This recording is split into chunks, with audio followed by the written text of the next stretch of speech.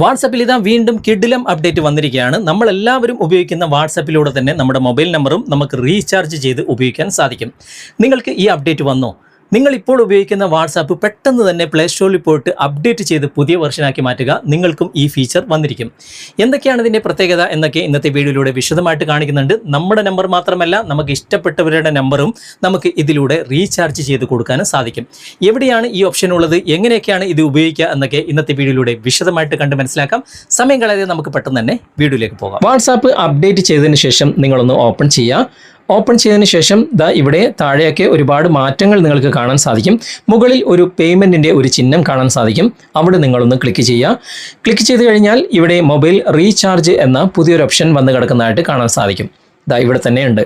അത് നിങ്ങളൊന്ന് സെലക്ട് ചെയ്യുക. സെലക്ട് ചെയ്ത് കഴിഞ്ഞാൽ ഏറ്റവും മുകളിൽ നിങ്ങളുടെ നമ്പർ ആയിരിക്കും കാണുക. അതിൽ നിങ്ങൾക്ക് റീചാർജ് ചെയ്യണമെങ്കിൽ അങ്ങനെ ചെയ്യാം.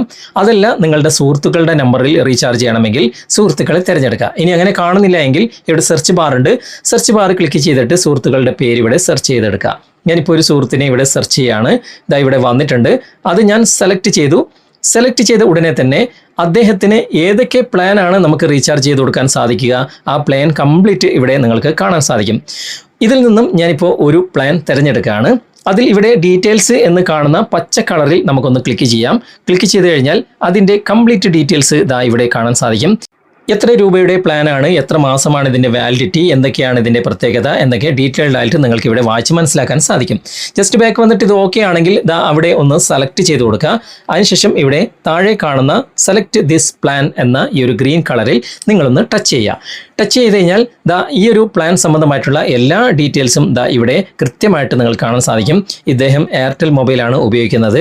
അതിൻ്റെ കംപ്ലീറ്റ് കാര്യങ്ങൾ ഇവിടെ കൃത്യമായിട്ട് നിങ്ങൾക്ക് വായിച്ചു നോക്കി ഇതൊക്കെ ഓക്കെ ആണെങ്കിൽ ഇവിടെ താഴെ കാണുന്ന കണ്ടിന്യൂ എന്ന ഭാഗം സെലക്ട് ചെയ്യുക.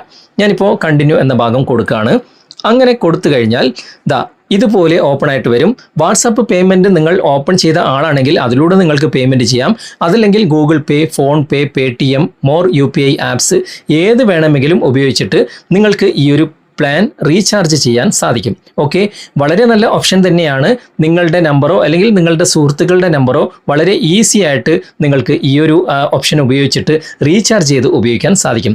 വാട്സാപ്പിൽ വന്നിട്ടുള്ള ഈ ഒരു ഫീച്ചറിനെ കുറിച്ചുള്ള നിങ്ങളുടെ അഭിപ്രായം തീർച്ചയായിട്ടും നിങ്ങൾ കമൻറ്റിൽ അറിയിക്കുക. അതുപോലെ തന്നെ ഇഷ്ടപ്പെട്ടിട്ടുണ്ടെങ്കിൽ നിങ്ങളുടെ സുഹൃത്തുക്കൾക്കും ഈ വീഡിയോ ഷെയർ ചെയ്ത് കൊടുക്കുകയും ചെയ്യുക. ഓക്കെ, എന്നെ സംബന്ധിച്ച് പറയുകയാണെങ്കിൽ എനിക്ക് വളരെയധികം ഇഷ്ടപ്പെട്ട നല്ലൊരു ഫീച്ചർ തന്നെയാണ്. നിങ്ങളുടെ അഭിപ്രായം തീർച്ചയായിട്ടും നിങ്ങൾ കമൻറ്റിൽ അറിയിക്കുക. ഇന്നത്തെ വീഡിയോ നിങ്ങൾക്ക് ഉപകാരപ്രദമായിട്ടുണ്ടെങ്കിൽ നിങ്ങളുടെ കൂട്ടുകാരിലേക്കും വീഡിയോ ഷെയർ ചെയ്തെത്തിക്കുക.